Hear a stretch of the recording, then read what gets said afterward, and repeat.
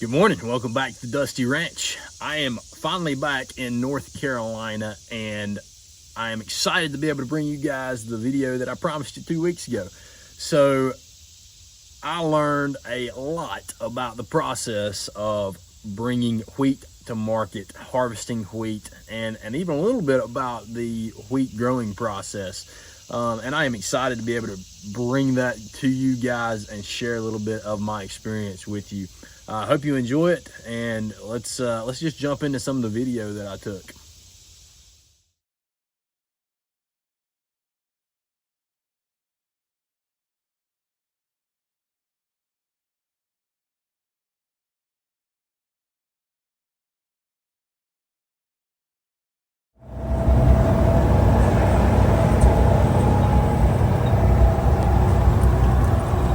Hey, Colt, what are we doing?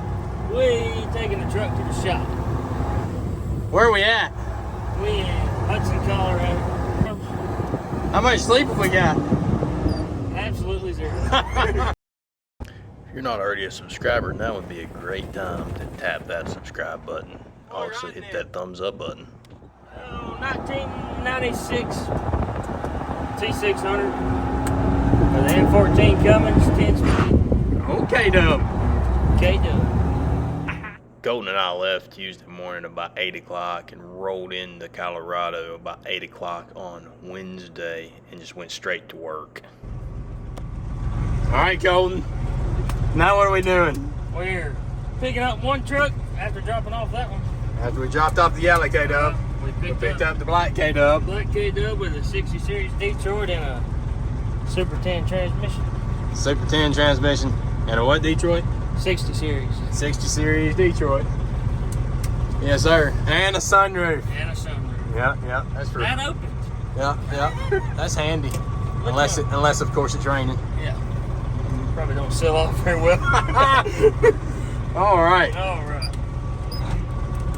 Thought we were going to be in the wheat on Thursday, Friday. Weather did not cooperate. Wheat was not ready. So we ended up doing some prep work, doing a little bit of mechanic work on up until Sunday when we actually got into the wheat. Now this rig right here is the support unit for the sprayer. It is super cool. Let's check it out.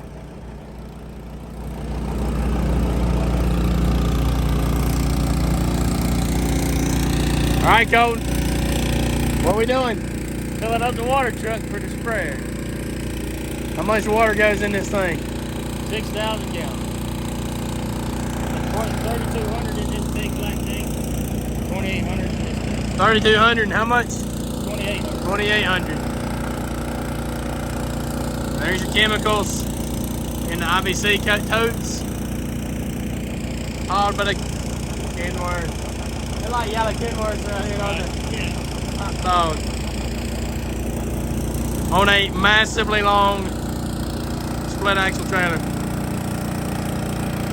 Watch out. Hey, Colton. Yeah. Where we at? We in the shop. Hey, Colorado. Hey, Colton. Yes, sir. What we doing? Changing oil on the 60 series Detroit.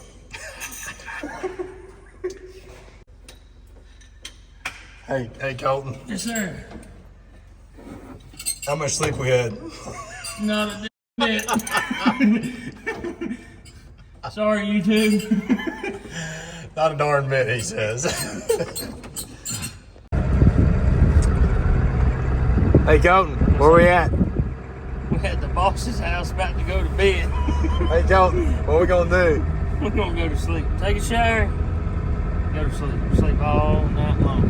Hey, Colton, when was the last time we did either one of those things? It's been almost 48 hours, boys. It's been at least 48 hours, no doubt. We running on nothing. But ain't it pretty? And we got us a shower and a wink of sleep. And all of a sudden, it was Thursday. Hey, Colton. What are we doing? About to let Bradley pull these trailers. Did we get some sleep? Yeah, we got a little It's bit. about daggone time. Did we get a shower? We did. It was about daggone time. That's right. I was starting to smell cold. Trying to get ready to harvest all this wheat out here.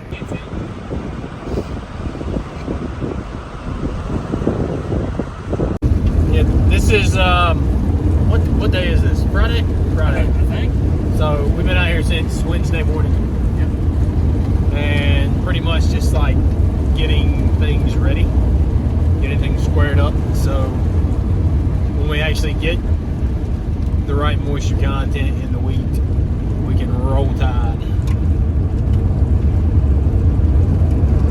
About that time. It's hot today, so I figured the wheat will be dry. It's getting closer. Hey, look over here, there's Denver Airport.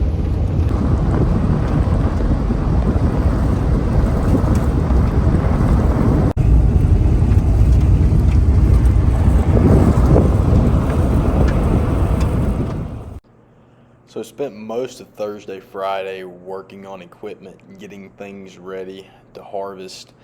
Pretty much a hurry up and wait kind of situation where you rush, try to get ready, and then you really just have to wait on the wheat to be dry enough to harvest. If that wheat was too wet, you can't take it to market. They dock you.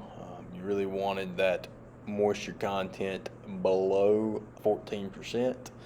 A good portion of what we took was between 11 and 13.5. As per usual, there's always something to fix on the farm, and here I'm welding a bolt on the top of this headache rack to give the pump for the fuel tank a little support. We worked on a couple of issues on this truck and tried to get it right so that they could use it. They lean on it pretty hard during the thick of the harvest season there, so wanted this thing to last through the season for sure. I'll also note that this is a typical farm truck, and it was pretty greasy and nasty on the bed there. I had Colton as fire watch / videoer there, and we had to stomp a couple of little fires out. We also had a couple of fire extinguishers on hand just in case something went sideways, but yeah, not something that I necessarily recommend for anybody to just jump in and do unless you understand the risks. Then as we wrapped up there on Friday night, God gave us a little glimpse of His majesty. Pretty amazing artwork on display. Alright, so now we're starting to get serious. We're going to try out a field, see if it's ready for harvest. We got the header behind me.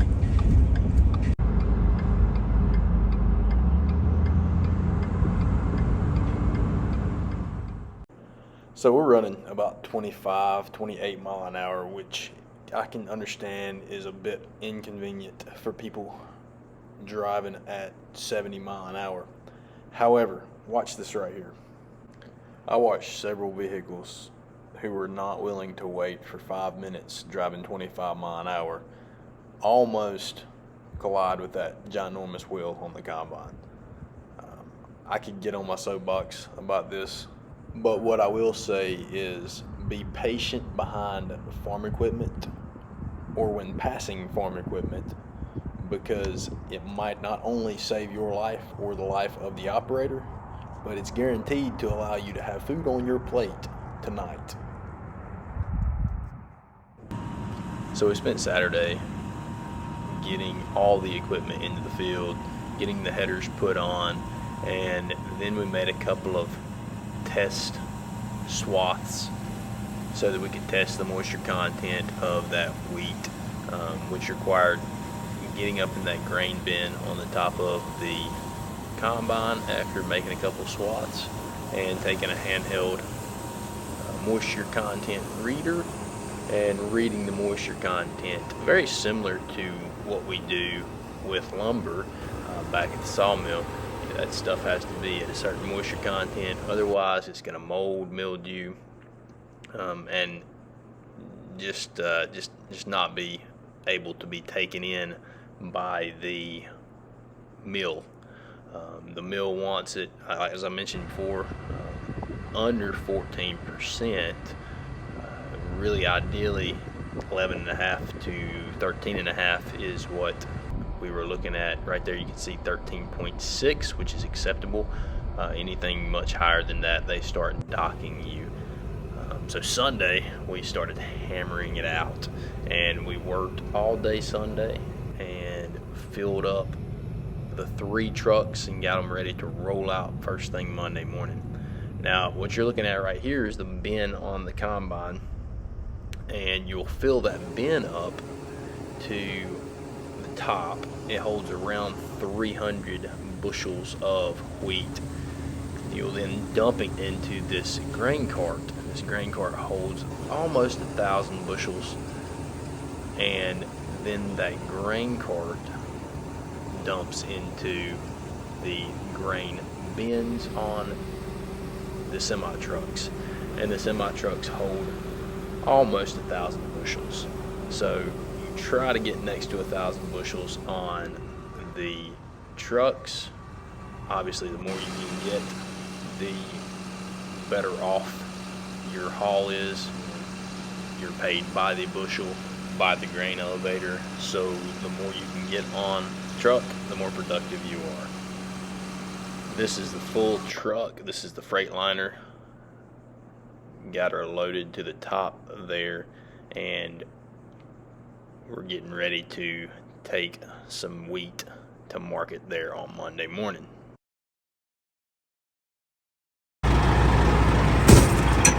All right, Colton.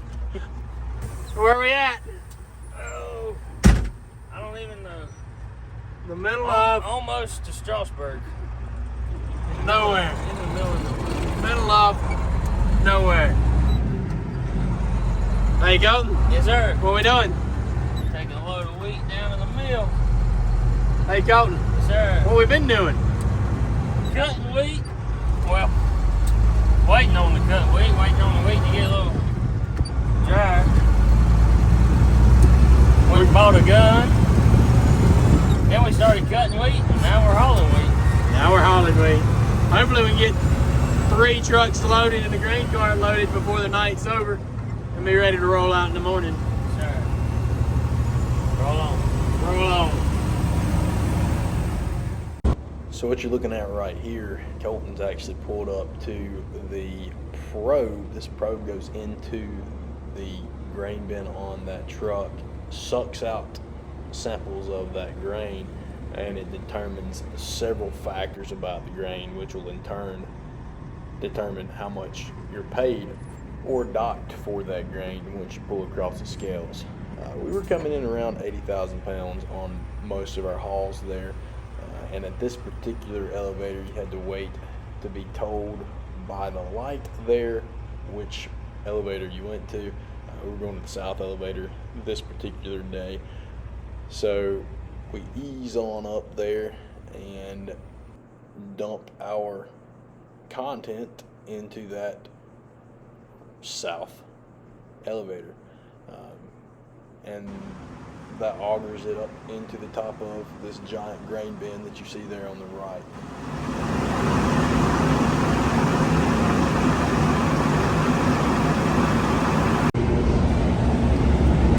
All right, Bri, where are we at? Denver Green Mill. What are we doing? Unloading some wheat. You put your ticket in the vacuum thing yet? Yep. Better go do that, huh? Probably. You got me covered here. I got you.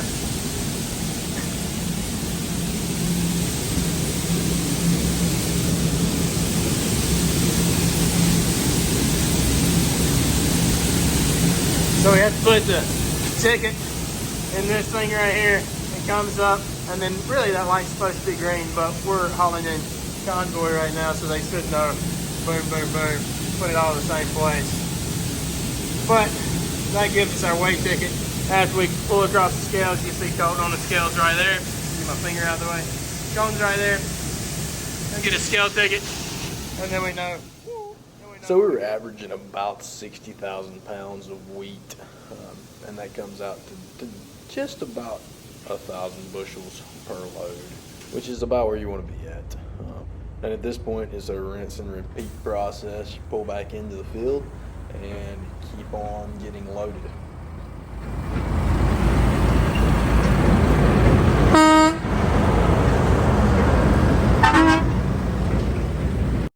So we were actually a couple men short of the crew that this farmer typically runs. So we would jump out of the trucks and then jump into a combine or a grain cart and run that until we got full again, and then we would take a truck on back to the elevator. We worked a couple of days, 16-hour days. Of course the grain elevator closes at dinner time, so you have to spend those late hours filling up the trucks, filling up the grain bins, filling up anything that you've got so that you're ready to be sitting at that elevator at 8 o'clock that morning when they open, so that you can do it all over again. That is where those long days come in.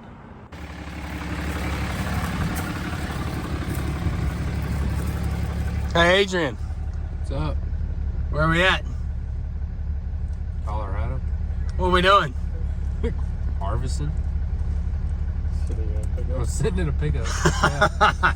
Just got finished harvesting for today. Yes, sir.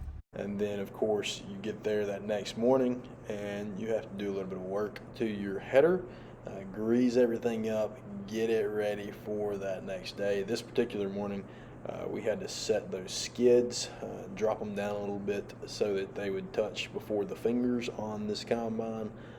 They were getting kind of worn down and pushed back, so that took us a little bit of time. And then we had another little issue with a bearing that we had to fix. So all the time something to do, just like anything, any piece of equipment, always something to fix. But it's worth the work when you get to see this right here. It was overall a great experience and gave me some serious perspective on what it takes to bring wheat to market.